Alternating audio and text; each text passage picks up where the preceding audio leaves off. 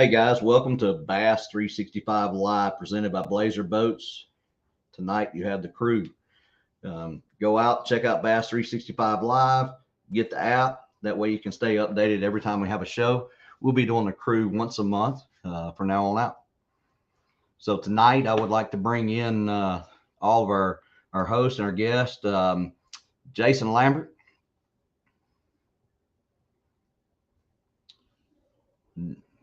Then we'll have What's up, fellas? what's up, T. Roy Broussard. Man, he done changed clothes on us. Look at this. No it. Boo, boo. Then we have Zach Birds. What time's Dallas play tonight?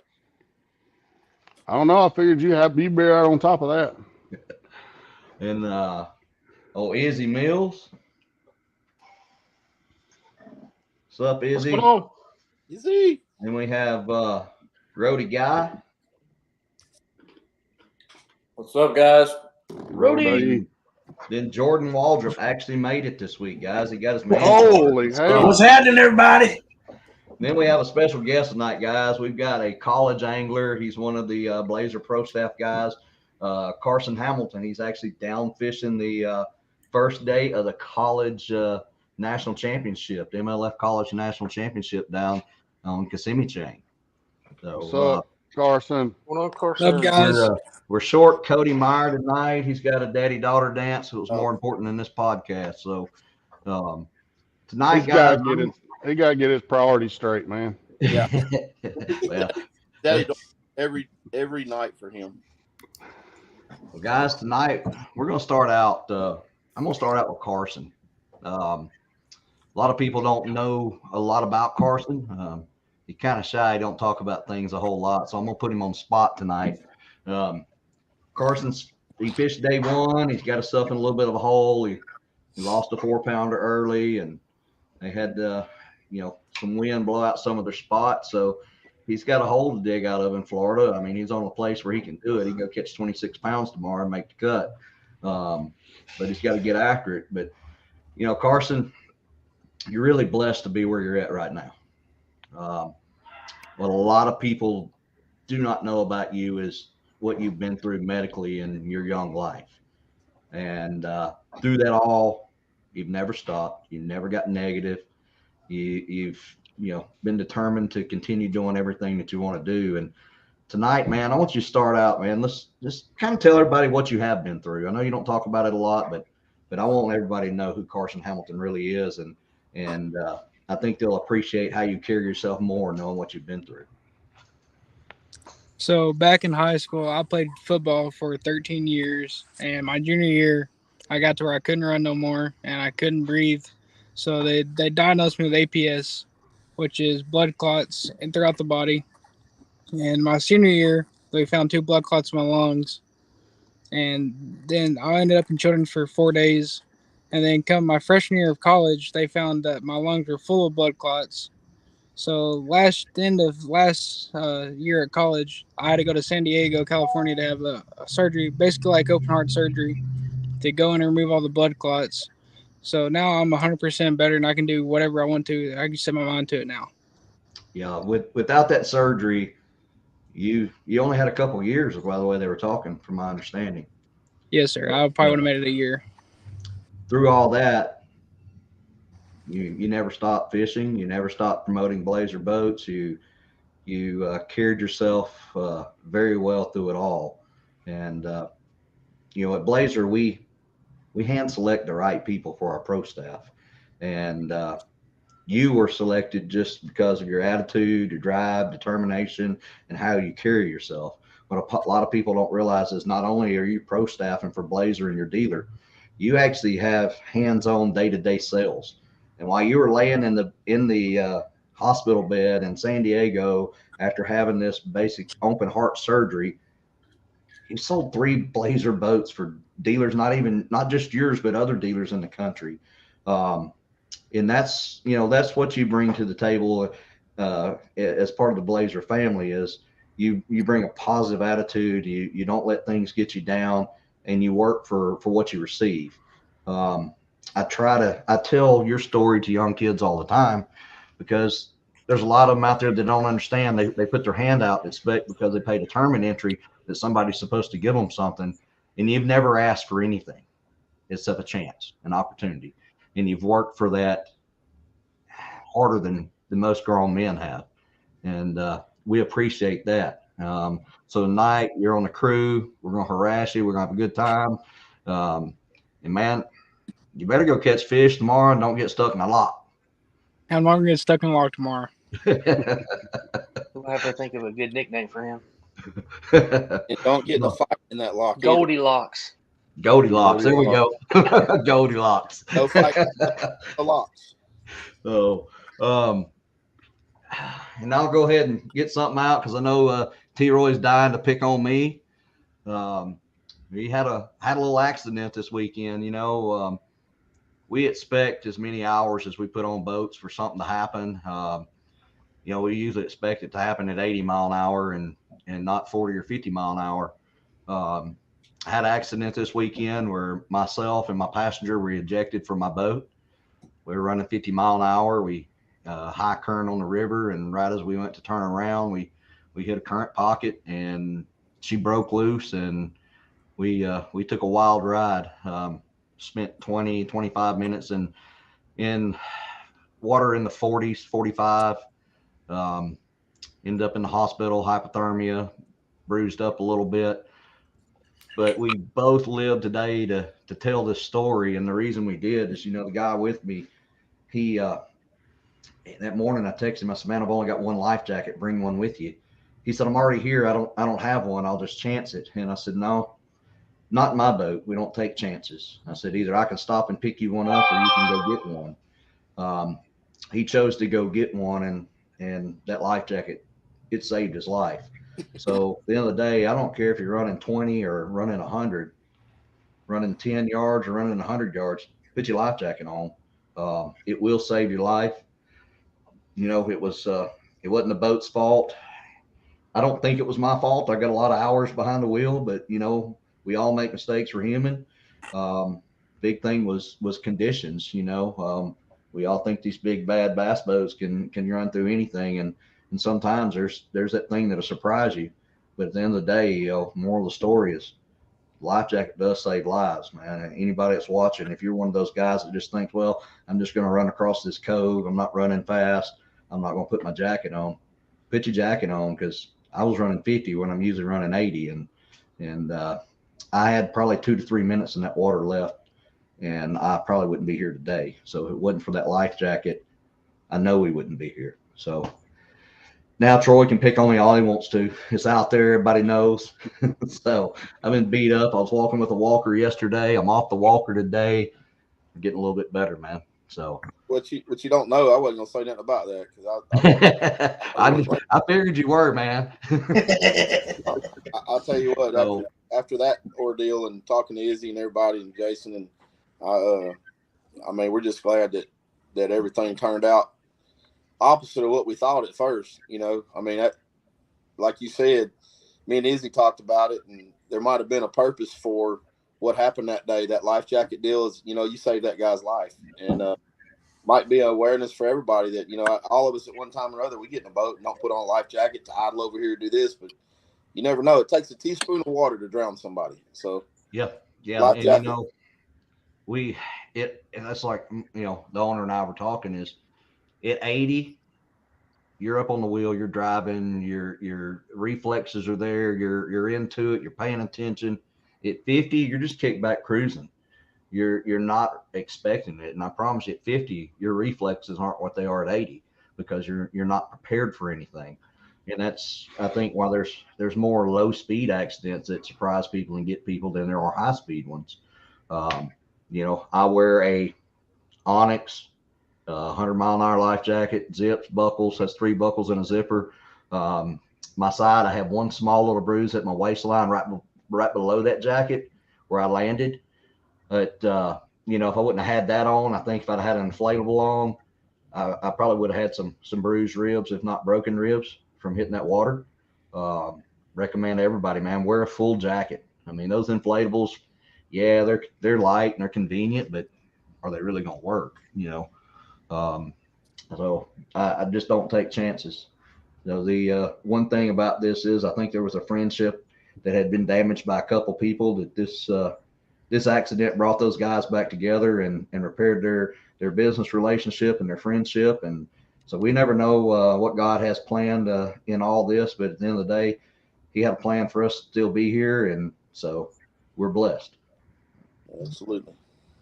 Well, Current is a lot of people don't think about Current as much because I grew up on Tennessee River, and just like right now out here, I mean, we got 110,000 current running through this thing with all this high water, and current is something you can't really see unless you kind of know what you're, if you know you're looking at a current break or whatever, you can't see it. But it's no different than wind, man. Like, you're running 75 miles an hour and you feel a gust of wind and push a boat sideways. Well, current does the same thing, but it's doing it from the bottom.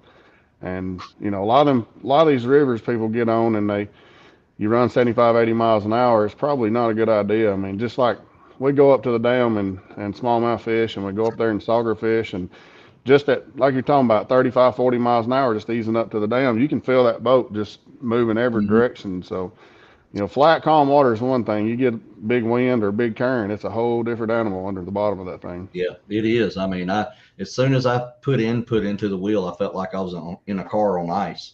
I just felt as soon as I hit that one spot in the river, it just come free. And there wasn't enough time to react. So, well, guys, Zach, enough serious stuff now. Come on. Yeah, that's right. Let's have some fun. All right. Zach, you're back from Florida, man. I can't believe that thing fits. No. It must be a triple extra large. It's got to be a big one to hold that head. Yeah.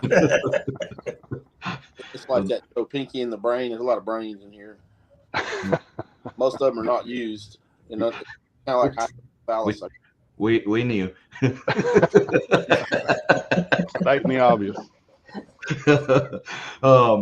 Zach, you're back from Florida, man. You're getting ready you're preparing for Red Crest coming up Lake Norman here in a few weeks. Yeah, we had a little rough start down in Florida. I mean, I actually had a really good practice. I've done really well down there in the past. Just one of them deals, really bad winds, blew out a lot of stuff. I got locked into it. I'm so hard-headed, it was hard for me to get off of it.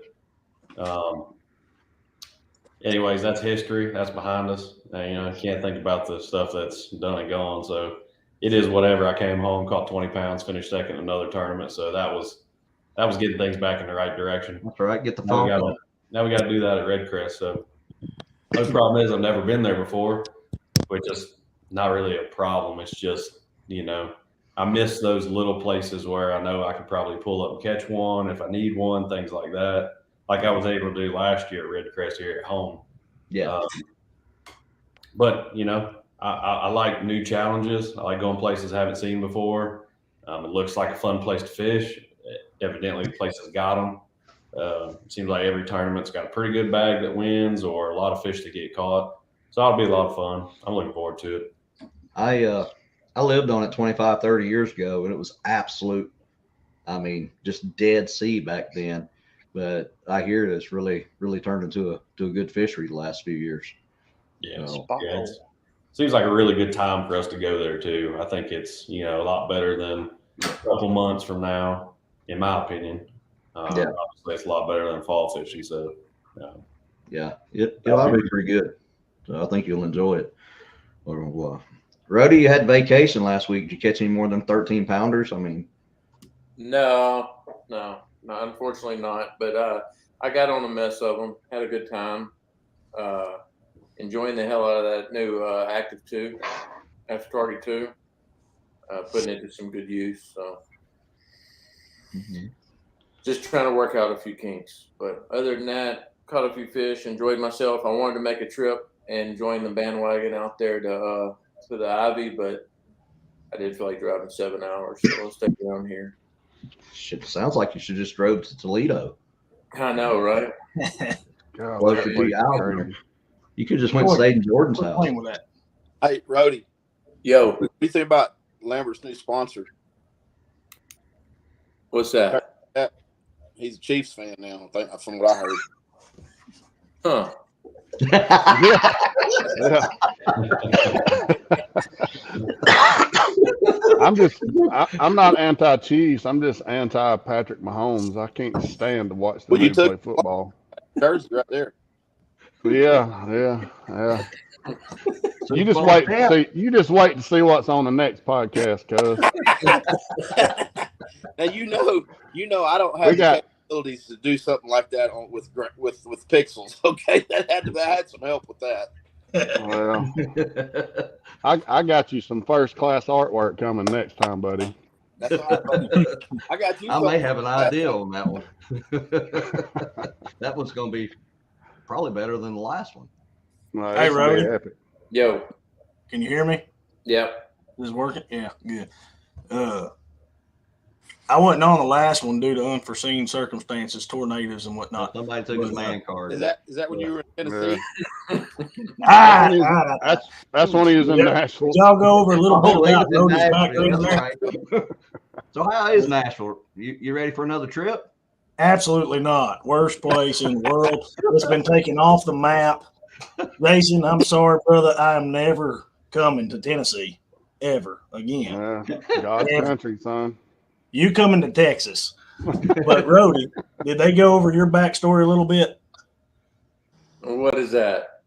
Oh, Well, we I'm did just last saying, time you know, we weren't here. Yeah. Some of y'all don't know about Rody. Rody was a pretty big deal. Troy knows about him. He was Yeah, we talked We about it. talked We about talked that about when it. you didn't come. Yeah. the professional baseball player. But the best part about it, and the reason we're lucky enough to have him, he wasn't as good enough in baseball, but he's a lot better at fishing. Oh, shit. But he kept the haircut. God, that look, he's getting done. Yeah. Got the haircut. Yeah. He kept the haircut. I hear he's pretty good at selling boats too. Yes, he is. He's better than me. Yeah. Hey, you just have to put him in down it. there. I mean, But the hidden secret there, Troy, is better at selling lawnmowers In pressure water. and pressure washers. Pressure washers. Hey, you got to find your niche, man. Find your Troy's niche. on the X-Mark team now, huh? Hey, look, this is pretty cool. You're on a podcast. Come here. Y'all want to see my little girl? No. No.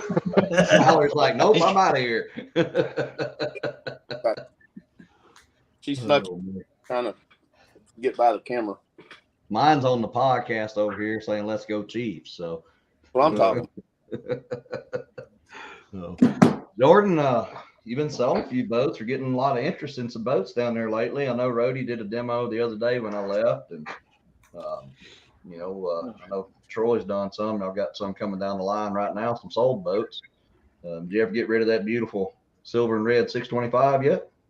Not yet. That one's still up for grabs at the moment. Like I always tell people, we worked several deals on a boat, but nothing sold till the money's in hand. We have that silver and red white pin 625 on the lot. It's got a 250 Mert, dual XDS 12s, ghost trolling motor, power poles, jack plate, all the good stuff, deck lights. And we do have a heck of a pro staff down here. We're lucky enough to have Rody Guy, who really enjoys running his boat, loves his boat. And then we also have Troy, who lives right down the street. We use him as a secondary. That's just because his boat's not as fast as Rody's. Well, I mean, if you look at the two, honestly, and I was appalled. Rody brought his boat into me the other day. We were looking at it, and it's filthy. It's horrible. It looked like he drug it through a mud hole. And I know Did it it have was one- hurting him. Did it have one water spot on the back of it? Oh, it was bad. It Watermark. was bad. But then you look at Troy as somebody that actually uses his boat. Yeah, there you go, Troy. Hardcore. I have never seen somebody break some of the things that he has broken. And it's nothing to do with the boat brand. I mean, that boy right there, if he can prove that a Blazer run on dry ground, he's going to do it. Besides that, That's right. And he has. He treats it like an airboat, and it's holding up to his use. So if that's not enough testimony to the brand, I don't know what else is. That's right. when you We gotta buy- have we gotta have a couple that does that. Well, Izzy, I know you're waiting on getting your truck back and getting to Grand Lake for some pre-fishing. Yes, It's not looking promising for what we were hoping for. No, I think it's going to warm up a lot more than what we thought. And we're going to have to go up with the crowd. Yeah, but the Little bit bad shallow. thing is it may be cold, muddy water, warmer than what we were wanting, but muddy. Yeah, that's I can fish in cold water and I can fish in muddy water, but I don't like cold, muddy water. Ain't that the truth? So, Does anybody like cold, muddy water? Is the question. I don't know. I don't think so. No. Well, Might be told some- Carlton Ween one time, just give me a stick of dynamite and I'd take the dead fish penalty. Yeah. I hope it's going to be a good tournament though. I mean, we might be surprised. It may clear up. I know a guy that's on this podcast that's pretty damn good at Grand. Y'all might want to talk to him.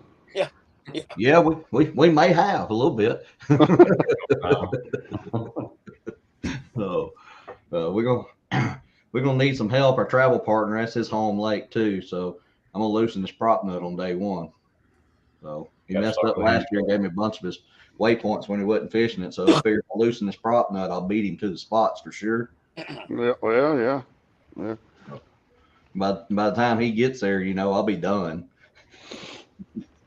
So Carson, so what's your plans tomorrow, dude?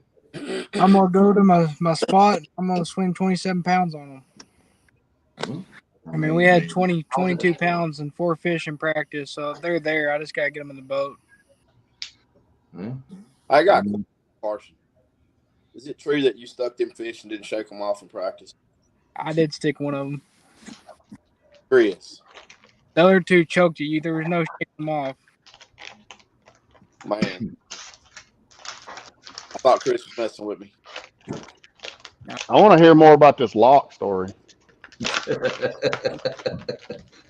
So this morning we took off boat 163. We waited an hour and a half to get locked down to Kissimmee, and then we get in the lock and they're saying it's gonna be an hour. Plan an hour for your way back in. So we left an hour and a half early, and we waited at the lock for an hour and a half before we got let into the lock. So we were a little bit late, but it'll be all right. What kind of weight you have today? 814. 814. Is that with penalties? Not sure. Yeah, 814 is what they scored them at. So they were a couple minutes late. So, but there was like 40 teams late because the lock master screwed us all over. That's lock. You got to watch the lock match. I think somebody told you, man. I don't know if I'd make that run. Had to deal with those locks. Those Florida locks aren't very big. They don't hold very many boats. Yeah, man, those things are usually so fast though. Because it's so shallow. 10 minutes. Yeah. It's hard not to make that run. You catch a 7 and 2 5s. Yep. Better get them quick. Get your butt back. No. You're gonna have to wash your hands in a minute. Caught them off that clump of grass down there, Kissimmee? Yeah, about 200 clumps of grass down there. Yeah, well, that one clump of grass, there's usually 7 and 5 by there. Right there, right inside the clock. It's over there by 27 palms. That one clump, Troy. One clump. It's got four bulrush and 2 arrowheads sticking out of it. Yeah, Does it got the 4 hyacinth around it? Usually about 4 hyacinths that float into it. Yeah, and one of them's got a purple flower. That's the same one, yeah. Yeah. What's bad is he's gonna pull up tomorrow and find one with 4 hyacinth mats loaded into it. I'm still trying to get my snap back from COVID, man. I'm just now getting over that crap. It kind of messes with your brain a little bit too. What little brain I had before. I mean, an alligator brain this big, bro. Alligator brain that big, and all he knows how to do is mate, eat, and kill. If you get brain fog, you're in trouble, cuz. I got Lorraine. Oh, Lord. Yeah. Hey, I want to tell y'all something about old T-Roy, though. I called him Sunday, getting him to pour me some baits. It was Sunday. And then by yesterday afternoon, he sent me a freaking shipping label. He don't play, son. He's done got to put together. Hey, did you get any of these, Lambert? I'm about to say that's what you I got dangling them. over. I ain't got them. He got me some bugs are coming though. The bad little dude right there. No. Yes, Lambert gonna be throwing some swamp swag this year. Yes, sir. I got. I'm on. Sure. The only bad thing about throwing swamp swag is you got to keep surgical gloves in the boat to rig. I know. I ain't even ate dinner yet, but I'm gonna have plenty of garlic in my dinner. We A don't lot have more garlic in there. That Amway stuff is bad, man. Whoo. All right. It'll wake you up. That Amai is some bad stuff. Hey, this Yeah. color right here, dude. Yeah. That dude Grady. right there. That's a special color. Is that Grady? That's Grady. Yeah, old Grady. Can't forget about the lizard. I'm not sure what this is. Or you got? I'm not sure what color. What color is it? Oh, I can't that's tell. watermelon candy Might be Well, it looks or Looks green like- pumpkin candy. That green The pumpkin. one they sent us last year. pumpkin orange lizards in there too with that box. man. I'll tell you. Jordan, Yo, make sure you put monster lithiums in them freaking boats you're selling down there now. Don't be every letting them single out one there of them without got them that. in it. All right. Hey, what about the guy that come by the other day with them no name batteries in it in that other brand of boat? Did you get him hooked up? Who, old Crochet? No, What we talking about? No, you can't help Crochet. No, I mean the one that had the other no name batteries in there. You know that the trolling motor wouldn't work. We was out there in the parking lot. Black boat. Black boat, Daniel's old boat. No, we ended up getting him going. He's good to go. He's good to go. We ended up figuring that issue. It took a little bit for them lights to go off. My God. Hey, man. You talking about the other day, I got about 100 of them. They dim. Yeah. Oh, No, we're doing well with the monster lithiums down here. I heard a few other ones going to be running this year, right? Oh yeah, there's man, they're doing great. Uh-oh, they're little man. He's in awe. Going to bed? No, you're not going to bed. It must be, it I must fully be intend to have him in my bedtime. boat in the next month or so, before we get a grand, anyhow. Yeah, Can't go wrong, son. that's the Arc Z Swimmer Swim Jig, one of the Swamp Swag crawls on the back of it right there.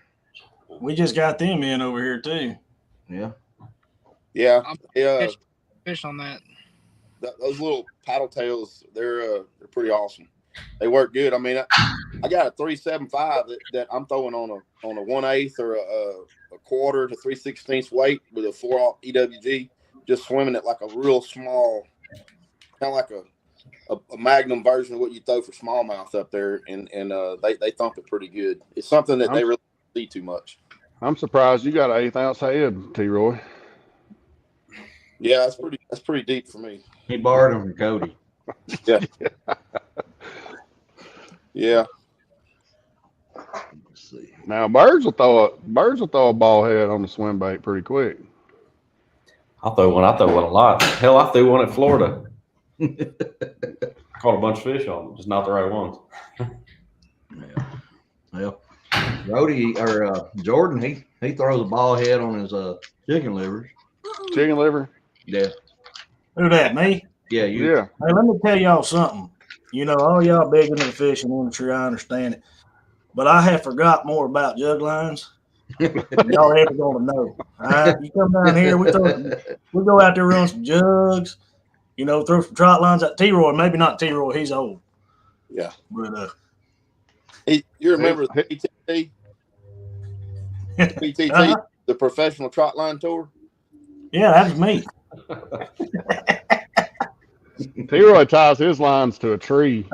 Yeah. I'm about quantity over quality, fellas. All right.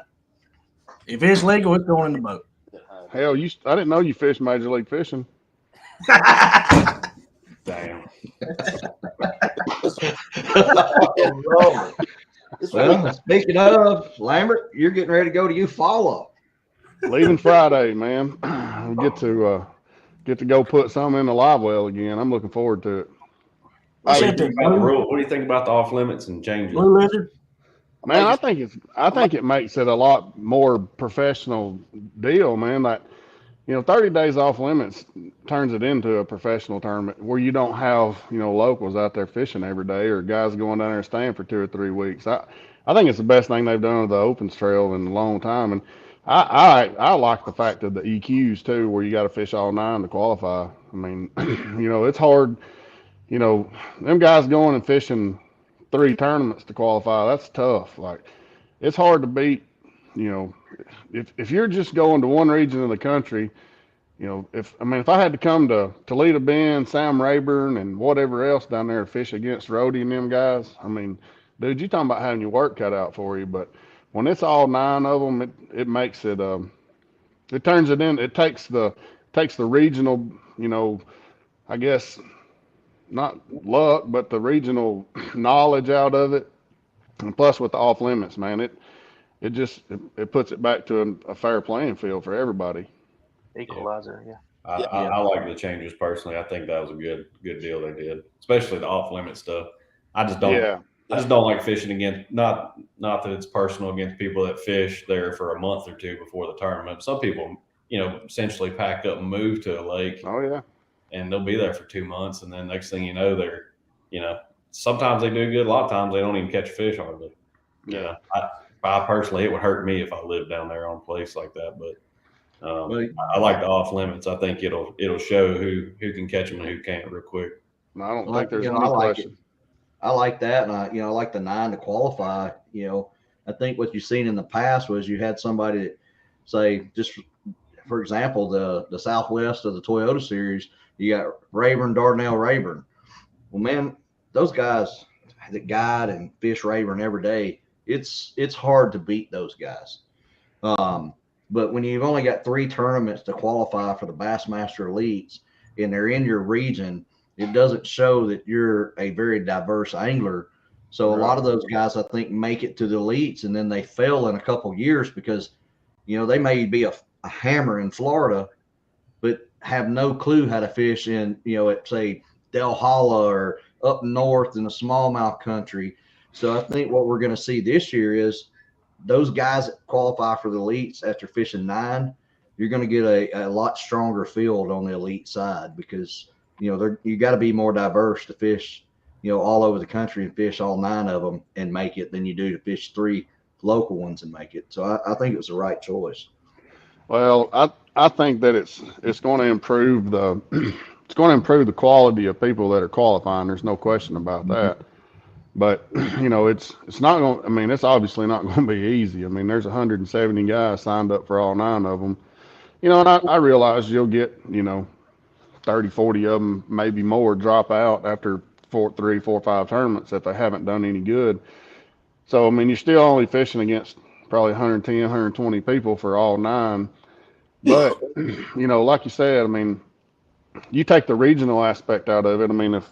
If Bassmaster did a central region and fished Pickwick, Kentucky, and Wheeler, hell, I'd be all about 3.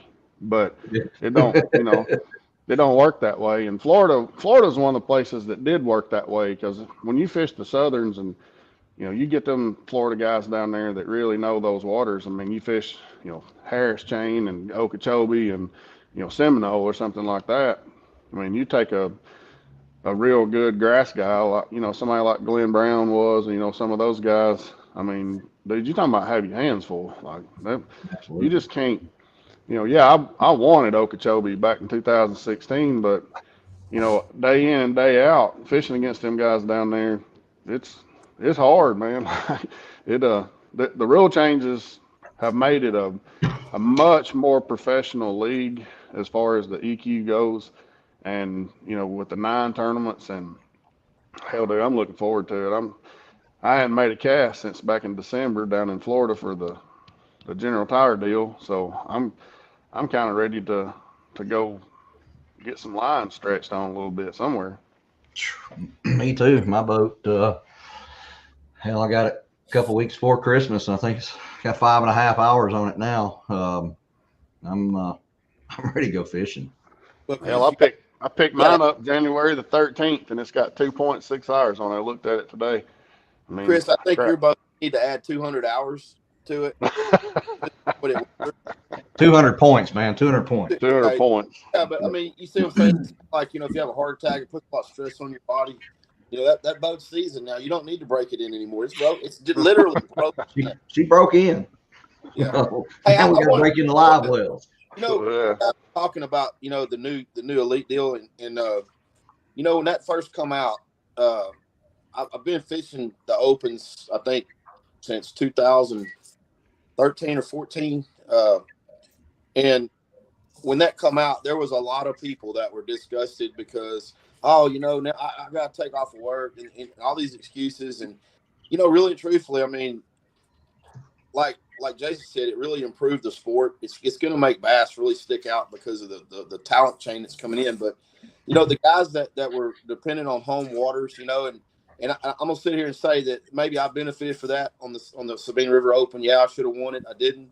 But it was definitely that there was a home deal. But, you know, somebody like me, I signed up for the Opens this year. I didn't sign up for all of them because I had to make a choice. You know, my alligator season is in September, and that's how I make a living. I'm retired from fire department. And, you know, if you're not serious about really pursuing a career in the elites, then it's really not the prestigious part about fishing for bass. You know, if you're not serious about making the commitment to fishing all nine, I think that it's going to weed out a lot of people that were just there to run their boats with their names on it and look good, because now you got some really, really dedicated people that are giving up everything in their life to pursue a dream.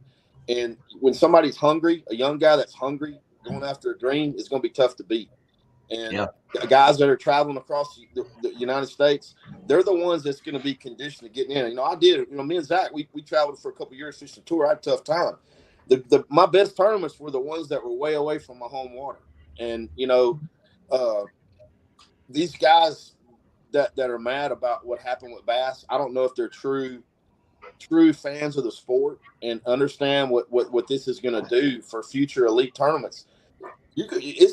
I'm telling you, it's going to be one of them deals 5, 6, 7 years from now. You're not going to know who's going to win what, because everybody's going to be on the same playing field. I really believe so. And I think bass, what they did was a good thing. And I commend them. You know what I mean? And you know, Major League Fishing, they made some good moves, too, going to that five fish deal. I think that was a good thing. I think a lot of people liked it. I personally kind of enjoyed watching those last 2 days.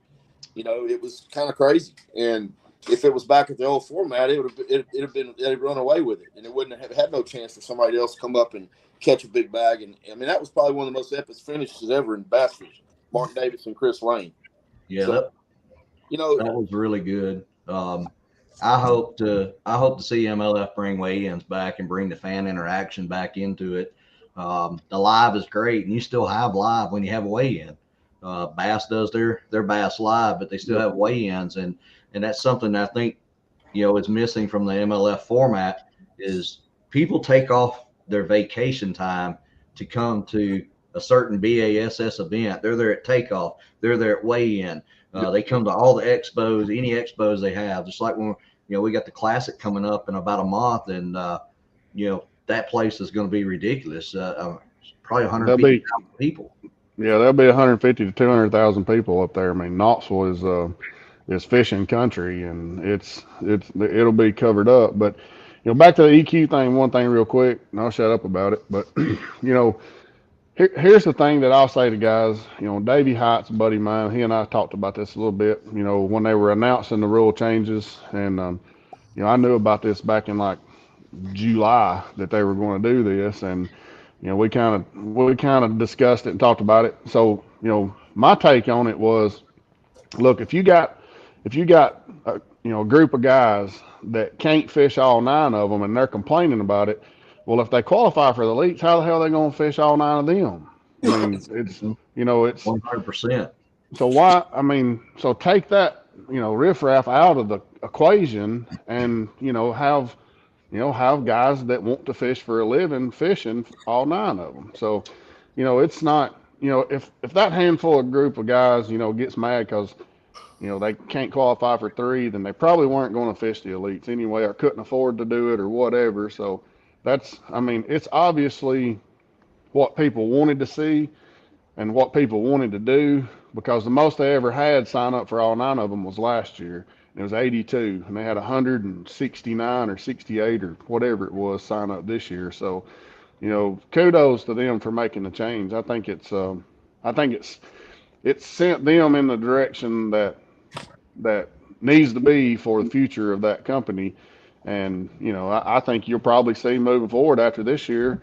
I wouldn't be surprised if all 9 of them don't end up being, live cast, just like everything else. I mean, they're doing 3 of them this year. The last event on each division this year is going to be live. But, I just like I said, with a little inside info, I think they're probably looking to move all 9 of them to a live format and probably raise the entry fees and make it a bigger pot to fish for. So I think they're doing the right thing, and I'm looking forward to getting over there. Well, what you were talking about, I've had several people, oh man, they took the working man out of it. And I think it goes back to the misconception that so many people have about what professional bass fishing is. Some of these people think I'll go out there and fish 3 and do good in my area and qualify for the elites, and then I can just quit my job and sponsors are going to fall in my lap. And we all know it doesn't happen that way. If you can't afford to go fish all 9 of them because you have a job, you don't have enough vacation, you're not going to be able to go fish the elites. I mean, people aren't going to start writing you $100,000 checks just because you're a rookie on the elite series. That brings up another old cliche of mine too, is, professional bass fisherman. And I've always said, you're not a professional bass fisherman until it's your damn profession. When you depend on it for you to pay your light bills and eat, then you're a professional bass fisherman. If you got a full-time job and you fish, a couple of division Toyotas or something else, then you're not a professional bass fisherman. You're a professional accountant that fishes on the side, and that's the biggest misconception in the word professional to me. I drew out. I remember back in like 18, I was fishing Coal Angler on tour, and it was at Okeechobee on day 2, and I drew out a rookie, and he was having a bad go. He was having a bad day, and he looked at me about halfway through the day, and he said, "Hey man, when is our balance due for Harris Chain?" I said, "Next week." He's like, "Oh my God, I got to make a check." I said, "What do you mean?" He said, "If I don't have a check this week, I won't have enough to pay my balance due." And I looked at him and said, "What are you doing here?" I mean, if you don't have the money to go and do it, you're probably putting yourself behind the 8 ball starting out. Yeah. So I think it was definitely the right move. To win, does anybody enter a contest to come in 5th or 10th or 40th? Hell, everybody wants to win. If you enter something, you're in to win, not worrying about a check. That's right. Yeah. If you got to count on a check from this derby to pay your balance due for the next one, you probably don't need to be there. Yeah. If you start chasing checks in this game, if you're out there just trying to cash checks to get to the next one, you ain't gonna be doing it very long. I can assure you. Oh, he made it 1 year and he's not doing it anymore. Nice guy, good fisherman. He started out behind the 8 ball. So yeah.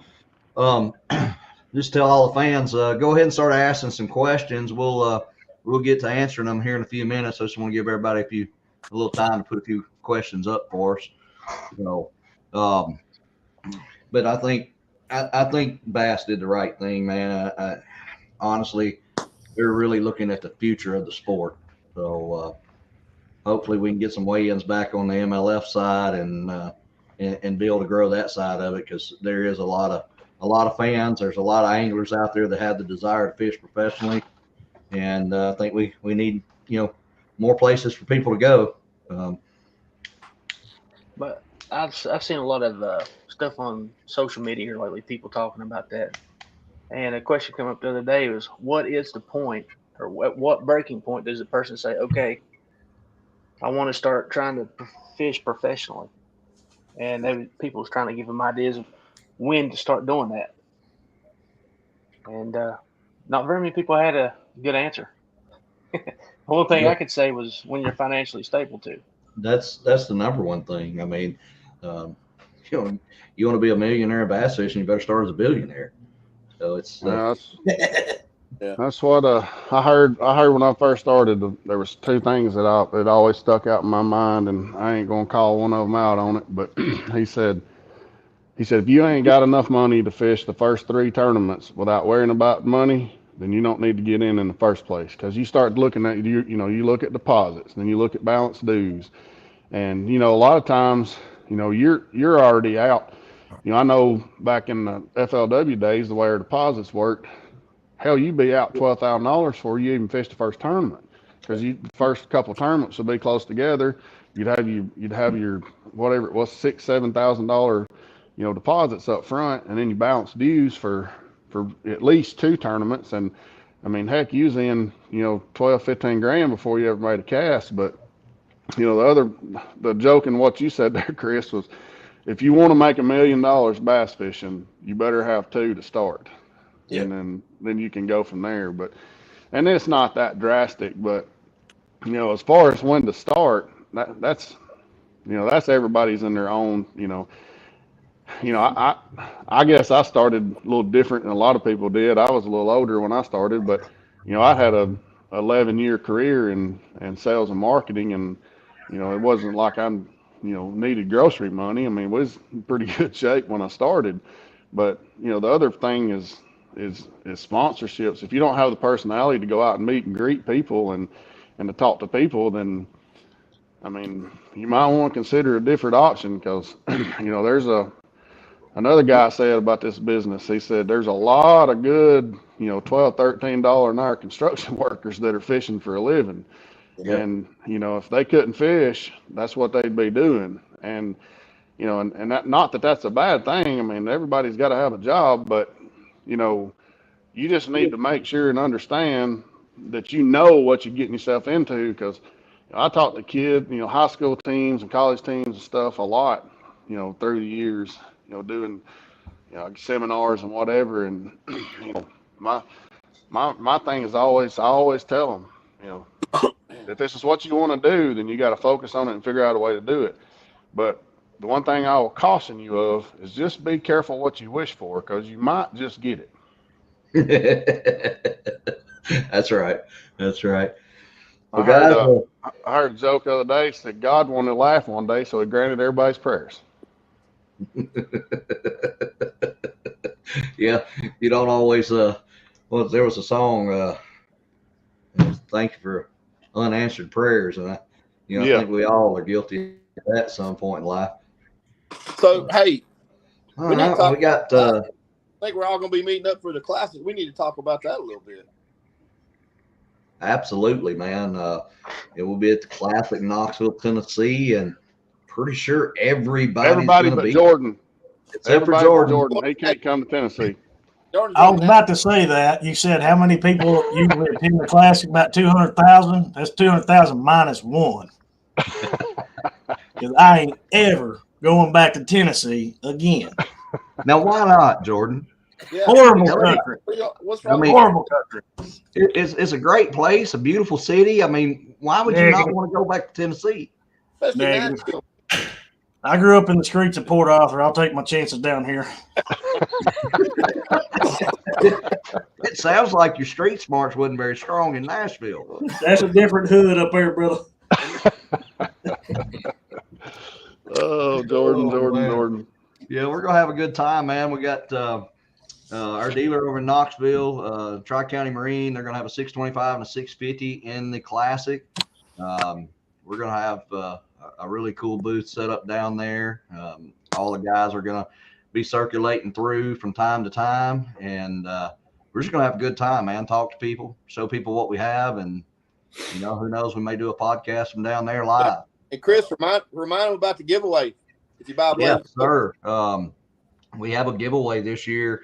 If you purchase a Blazer boat, take ownership of it between January the 1st and June the 30th, you will go into a drawing.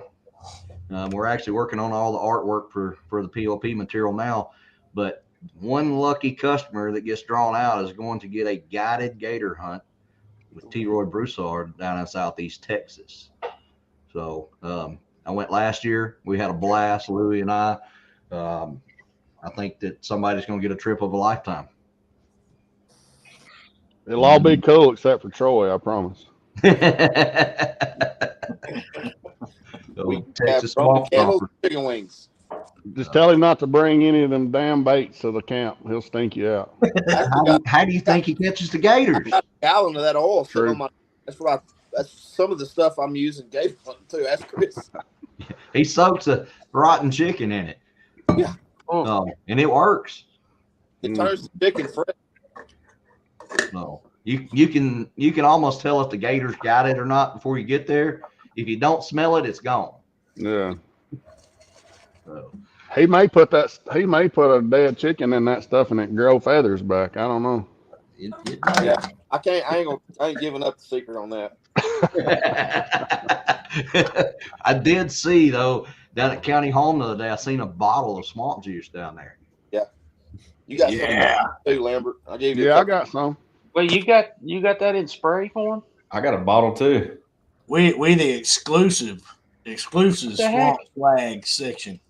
Well, I need decals, Troy. you really don't need to add none of that into the bag. It's already got it in there. If you add more, it's just over. It's got enough.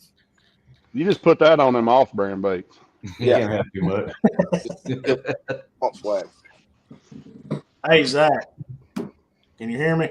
Yeah.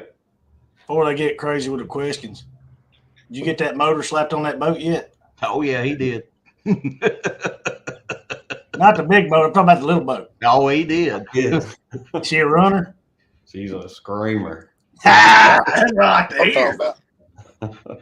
Yeah. I ain't gonna say no names on that because they don't push me enough. But hey, It's I a talked to him today. He was running mid-60s. yeah, it was. Next boat. I got it. It was kind of a little breezy today, so anytime you got a little 17-foot boat with 115 and a breath of wind hits you, you can move it pretty easily. So I was trying to go directly with the wind in a area that had very little chop. Yeah, we got it. We got it around $6,000 RPMs and mid upper 60s now, and it was all I could do to hang on to it. So when I get some good slick water, I'll really get it dialed in. But it's already almost 15, 18 miles an hour faster than that last one I had. well, you slap a rocket on a beer can, I got, You're gonna ride. I got you a name for that boat since it's a screamer. the screamer. I'm me. I'm me. Amway. MY. I was being politically correct. If Hey, you Rody. name it that, it may get too much suction. It'll stick to the water. True. True. Brody, all right? Rody, Yeah, does your wife know you're sitting in that chair? yeah, we're good. We're good. Oh, he got permission. Yeah, See? I'm in the fabulous office over here. Oh, Is that the one I just sent you? Yeah, smooth as a. What's wrong with it? it? I had a bad bearing. Easy Mills is the freaking real god when it comes to fixing one. Good. I need somebody. Don't tell everybody that. Yeah. Get real busy, is he? It's- Easy It can finna be a get. nightmare. I was ready to sling across the room a couple times. You want to post your address?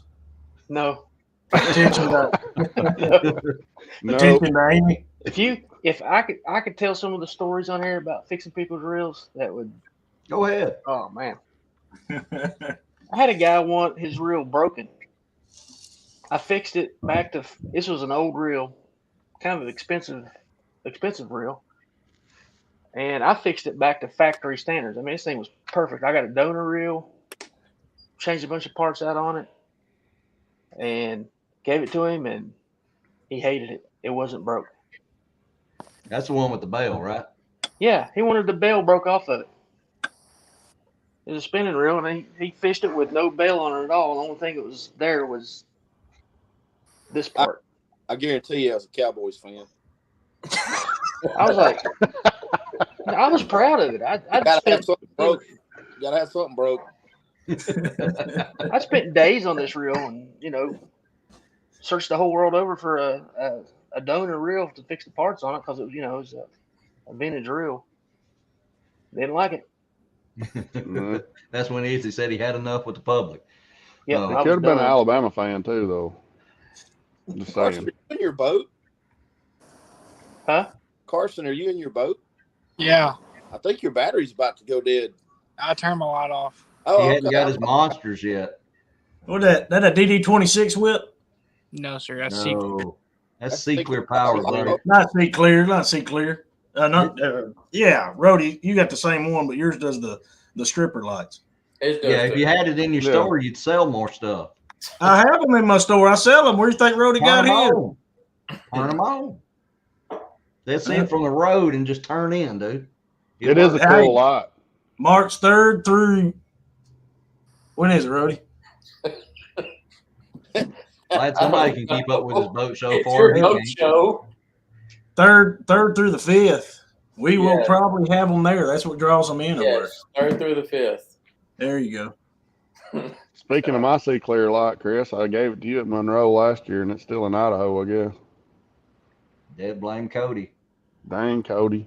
Didn't show up for the light, didn't show up for the show. I mean, I ain't got it back. typical Californian. Yeah. Well, Troy, is Cody going to be down here for the boat show this year again, like that last video? Cody Meyer? Yeah, remember the last video? Oh, he might be. That Yeah. was Perfect. that was Hot Wheels. Hot Wheels. No. Hot Wheels Meyer. We probably need to stop right there. Yeah. Probably don't need to go any further than that part of it. That was, yeah, probably I'll stop there. All right, guys, we got a couple questions over here. A little slow tonight. We got Dakota Hill. What is your advice for someone going into their first season as a boater in tournaments? Who wants to take that one? Do what you're comfortable with, man. Like, do what you got trust in. I mean, whatever you feel like you're good at, that's what you need to do. You don't need to get caught up in the whirlwind of dock talk and co-anglers and everything else. Just do what you're good at. Hey, Carson, did you hear that? Just checking. Yeah, dock talk. Don't get wrapped up in it, for sure. Confidence. Whatever you're confident in, go do that. And you're more apt to stick with it and do good. Let's see here. See, Troy, you're it's not really a question, but your co-angler from Rayburn's on here, Matt Beck. Oh, what's up, Matt? Said you guys had fun. Said that was his first MLF tournament, and it really opened his eyes to how much that week 1 week cost. So it goes back to kind of what we were talking about a while ago with guys fussing about not being able to fish all nine. It goes back. We spent a lot of money doing this. It's kind of, I call it the lotto. You throw a lot of money out there, and you may not get any back. Well, I'm honored to know that Matt's watching, but let everybody know that Matt's a veteran also. And Thank you, Matt. Thank you for your service, Matt. Thank you, get man. down the water with him and got to ride in that Blazer. I think you'd like to ride that Blazer. Man, we had a good time. The fishing was pretty tough, but I think I've made a friend fishing with him. That's another thing about you meet some pretty interesting people on both sides of the boat. The co-anglers you fish with and the pros that they fish with, and it was a good trip. And Matt's glad to see you following us on the show here, man. Matt, one of my best friends in the world, these guys right here is my circle. And one of my best friends, Jason Lambert here, I met him. I was his co-angler several years ago down in Florida. And that's how we met. And we hit it off. We stayed in touch, and we've become really close friends over the years. So if nothing else, man, you get out there, you have a good time, you meet a lot of good people, and you never know where it's going to lead you in life. I mean, honestly, dude, I know everybody on this call because of fishing. I mean, Yeah. Zach, I met you years ago. And I guess my rookie year was 14. You came on in 15. And, I mean, heck, we've been good buddies ever since. And, I mean, obviously I met Izzy through Chris, and Jordan and Rody through Chris. But I've known that other chugglehead over there since back in 16. We roomed together at Champlain one time. And it cost Troy a little more to travel than it does me because he drinks a lot more whiskey than I do. So. All right, we got Andrew Duckett. What tips can y'all share about traveling and saving money while touring? Burge, I'll let you throw in your 2 cents on that one. Oh man, I can tell you one thing that I do that a lot of people shouldn't do, and that's I show up to a lake and I'll get on something like, just for instance, like when I was in Florida, I showed up, I did something a little bit off the wall, a little bit different, and I caught a giant. I caught another one. I caught another one. I was like, all right, I need some more of these. Well, I didn't have any more. So I got online and I ordered like $400 worth of them. So I was, I'm gonna restock my assortment of this anyways. Well, then I never caught a fish on it during the tournament. I wouldn't do that. That'd be one thing. But obviously, like the simple things are eating and fuel and lodging and stuff like that. Like you don't have to stay in the absolute nicest place. You can sleep in the back of your truck. I've done it. I did it for years, especially when I was like Carson and college and after college. Shortly after, I was fishing redbacks and stuff at the time. I was sleeping in the bed of my truck, unless it was like just crazy cold. So that's one thing. But you can be smart about where you stop and get fuel. You can be smart about how you spend a lot of your money, and a little savings here and there will go a long way after a full season at fishing. So, I splurge a little bit now because I can, and but you got to be smart about it when you start, and that goes back to what we were talking about earlier. If you can't afford like 3 tournaments, you might as well not be doing it. And I heard it a bunch when I was getting started. What I was always told is if you can't establish yourself and be successful within 3 years, then it's probably not going to work out for you. Fortunately, I had a really good rookie season, and that allowed me to not worry about a bunch of those costs and things like that. And that was pure luck and everything working out. So I'm very thankful for that. But, set yourself up right, do it right in the beginning. Don't max out credit cards and do this and that and then have to pay it back. Just be smart about it. Save where you can. Catch fish. Worry about catching fish, and everything will work itself out. Yeah, Well, I'm gonna throw a little the lure something shop. in I think is where my wife complains the most. Yeah, throw a little something in on what Bird said about the tackle. And me and him stayed together at Mille Lacs last year, and he jumped online on Saturday and ordered a bunch of stuff overnight from Tackle Warehouse. We didn't realize it was Saturday, so he barely missed the cut, and I made the cut, so I stayed the extra day. Well, the package came the extra day. So I took the package down to Blazer when he went to pick his boat up. So, yeah, he'll still buy some tackle. There ain't no doubt. Yeah, I gave my son a whole Rubbermaid tote a couple months ago when I was cleaning up the boat garage just from stuff like we were at Grand and they were hitting on one certain color. It was the Zoom green pumpkin, which has a little bit more of a brown pumpkin to it than the others. And they wouldn't touch anything else. And so me and Izzy were at the tackle shops, we were at Walmart, everywhere, just trying any bait in that color. So we had all this stuff. I knew we'd never throw it again. Hell, I never even opened it. And so you do that, and you'll spend $200-300 a tournament easy buying stuff that you're probably not even gonna throw in that tournament, much less anything else. We're all guilty of it. Yep, 100%. That was a loaded answer, guys. That sounds like a conflict of interest to me. For the tackle shop. Jordan said, "Just come buy what you need." Yeah. I'll take care of you. You know what we were talking about? Don't listen to Doc talk. Well, here at Rayburn, buddy of mine fishes up there, catches pretty good. He's like, you got to get. I'm not gonna say the brand name, but you got to get one of them 9-inch swim baits. I said, okay. I go down there, $75 a piece. I bought 2 of them. Yes, price per pound for fish. You can't figure it up because I ain't caught a fish on them yet. So I'm out. I still got them. I showed my son today. I was like, look at here. That's $75 right there. And, Rhodey will buy them from you. Yeah. No, he said he'll Rhodey. catch fish on Rhodey can catch fish on them. Yeah. them. All right.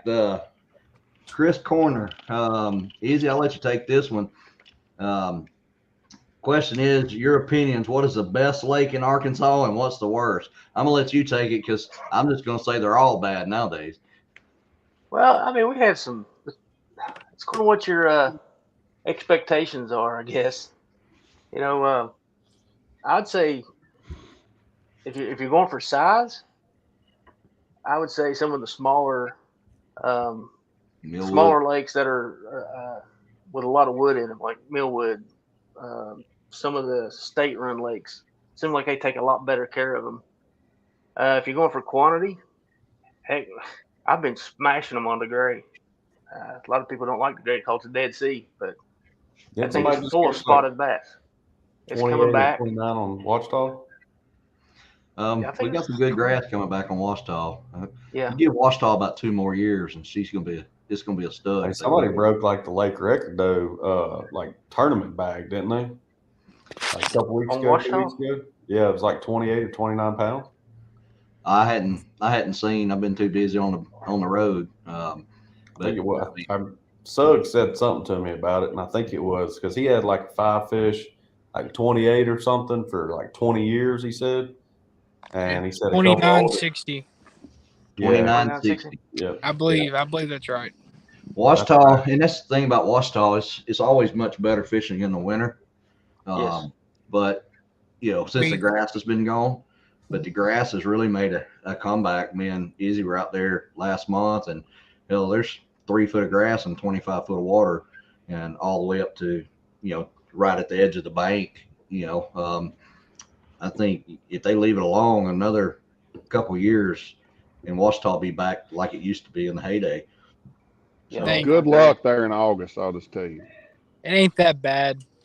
I didn't mean to hijack your answer there. It dawned on me. I remember hearing that last week. Sorry about that. Yeah. Oh, I agree 100%. I mean, The worst is Lake Darnell. Well, my son's asked a question on here, so twice. So I'm gonna let you have this one, Carson. Jackson Goldman. What's your favorite rod, Carson? This week's the Reinforcer 7.6 heavy Arc Reinforcer 7.6 heavy. with the G7. Is that one mine or yours? Mine. Okay. It might have used to been yours, but it ain't no more. Possession is 9/10 of the law. He come and got a bunch of heavies the other day and extra heavies because he didn't have any, and I don't even remember what he got.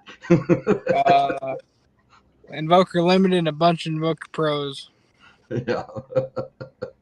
All right. T-Roy, this for you. Dakota Hill, what's your favorite bait to throw during a spawn? Oh, it's easy. Fluke. Hands down. I throw it 11 months out of the year if I could.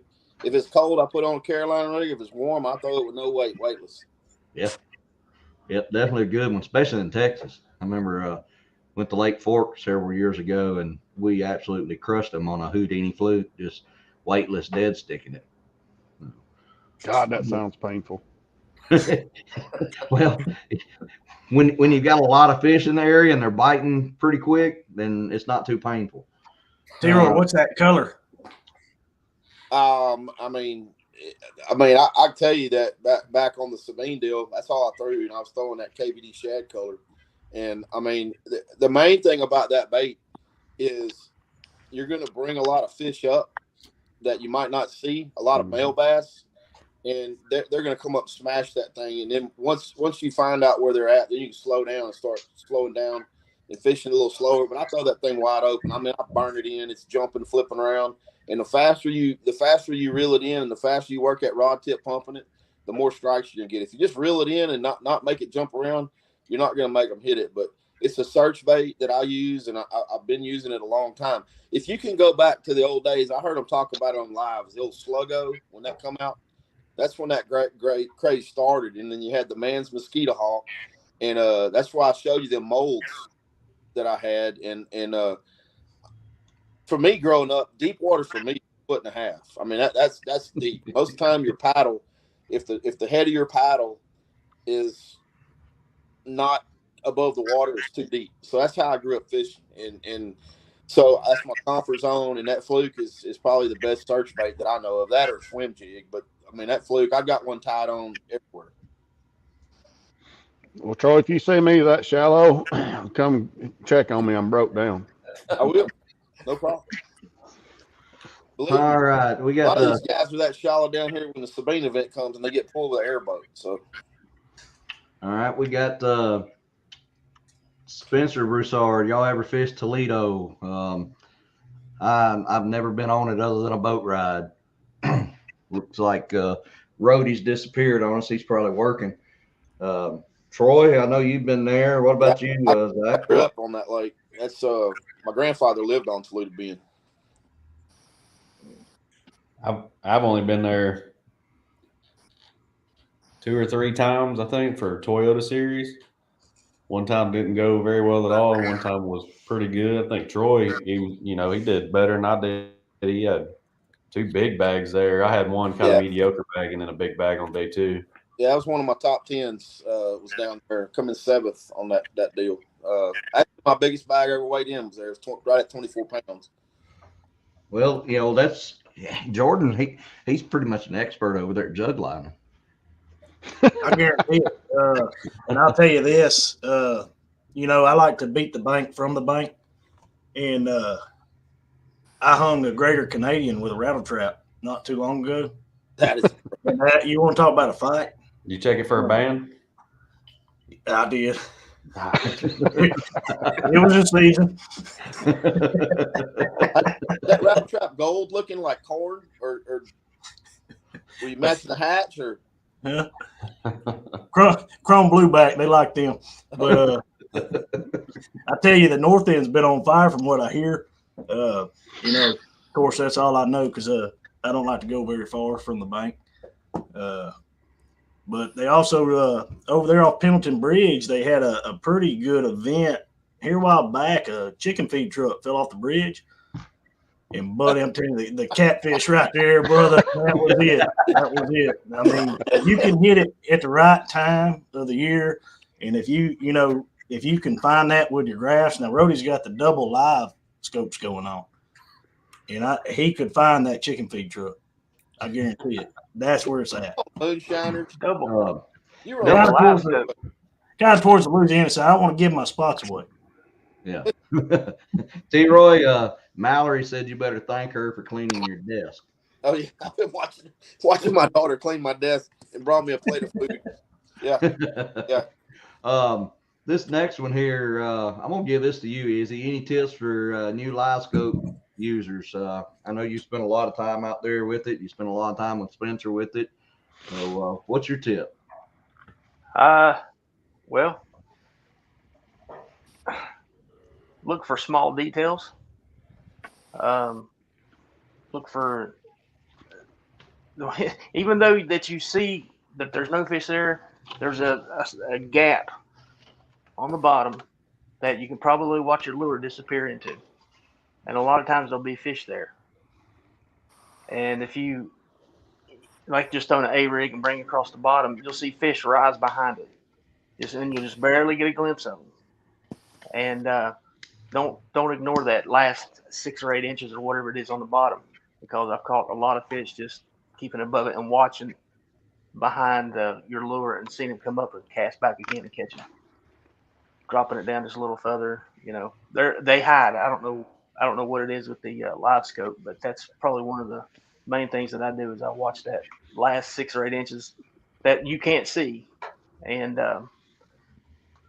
I keep an eye on it and just see if I can see anything rising behind my bait, and every once in a while you will, and I've caught good fish like that sitting on the bottom. Izzy, do you have the 34? No, I still have the old one. 34.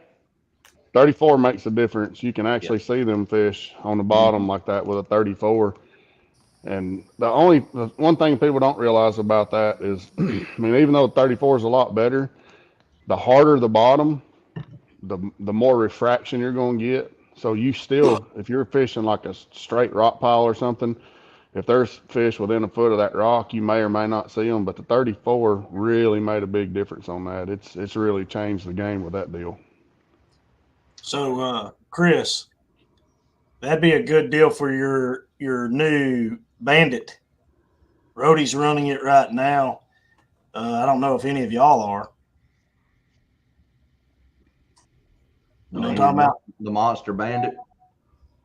Yeah. So, have y'all ran it yet? Rhodey can tell you the difference it made because he's running both, one on it, one without it, on the clarity that you're gaining just from that little $150 box. Yeah, it's reducing the 36 volt to 24 volt, and off the trolling motor side to the live scope box. Really brings it in, makes it a lot more clear for you. And it's not that hard to install. It's a minimal expense, but wire size, all of that has a lot to do with the clarity on your electronics. And that right there saves you from having to run something a little bit bigger if you don't have it. But it's a price point that everybody can typically afford, especially if you have a live scope already. But Rhodey'd be a good one on the inside. He was playing with it this past weekend, I believe. One thing I'd say has helped me more than anything with the live scope is go crappie fishing. Spend time crappie fishing with it, and you can learn more about that thing, crappie fishing, that will relate to bass fishing with it in a shorter amount of time, just because of the way that crappie set up. All right, the next question. I'm gonna give this one to you, Izzy. Jesse Floyd, what's the hardest you've hit something with your lower unit? One comes to mind for me. Well, there's this ridge line on Lake of the Ozarks, and they have these, I don't know, these piers out in front of them that usually block you. Well, for some reason they was gone, and it says it was 25 feet, and it's really like a foot and a half. No, it was 25 feet this far away from where your lower unit was. Well, yeah. That was the gnarliest looking prop that I'd ever seen come off a boat. It was all ears was dog eared, or all the ears was dog eared over. It was bad. All just helping somebody that was broke down. So yeah, helped a guy that was broke down, and then all them race boats going by him. I felt sorry for him. Drug him all the way to his truck, him and his dad, and then turned around, left out of there, and destroyed my lower unit. It was something like that one. It was worse than that. It was one 3 times worse than that. Hanging on by a thread, and the other 3 were bent 90 degrees. This is a rock pile on Winnebago. All right, Zach. The next one's for you, Spencer Broussard. Can you speak about Lakeview Fall experience during the Red Crest, on what clued you in on throwing a spinnerbait over the brush piles? Yeah. Throwing a spinnerbait over brush piles it's not just a you follow thing. Obviously you can do that anywhere there's brush piles. But they really do react to it well there. You can catch a lot of fish, you can catch some big ones there. It just so happened that week that we were there was a ton of fish in the brush. And they were aggressive, they were biting it. So, I would much rather throw it. If you go back and look at the tournament, Dustin won throwing pretty much a jerkbait over brush, and congrats to him for winning. But when I went into it, I was catching, if you look at the quality of fish, I was catching a better quality fish. But obviously I didn't keep up that last day. And, in my mind, it was going into the tournament, I was having a better option of throwing a spinnerbait versus a jerkbait. Yes, I could have thrown a jerkbait, but there's treble hooks involved. Fish can get off easier. I was catching plenty of big ones on a spinnerbait, so why not just throw a spinnerbait? For me, it worked out well. I just came up short in the end. And that's something you can do from now all through summer too. And those fish leave out of there. Some of those fish don't even, those shallow piles, they'll just spawn Hey, around. Zach, shh. We're going there next week, man. Calm down. Yeah, they work great at nighttime too, man. A big old thumper, big 3/4 1-ounce thumper over in brush piles at night work good too. Yeah, but that was a scenario that was going on when we were there. I just strictly chose it for a better percentage of hooking up and getting a fish in the boat. At that point, things obviously change, maybe a little different, but that was a scenario that week. Can't say that it'll happen to me again there, but it worked pretty good. All right, well, guys, kept you guys on here a little bit longer than planned tonight. We started getting some good questions in at the end. We've really enjoyed it. I encourage everybody, come see us at the Bassmaster Classic for sure. We'll be there at the end of March, Knoxville, Tennessee. Get your Blazer boat bought and warranty registered by June 30th, so you can go on a gator hunt with Mr. T. Roy if you're the lucky winner of the drawing. Go get the Bass 365 Live so you can keep up with the updates when we're going to have shows. I think we're going to do this the third Tuesday of every month. Appreciate everybody coming out, and thanks, guys. Night. Good deal.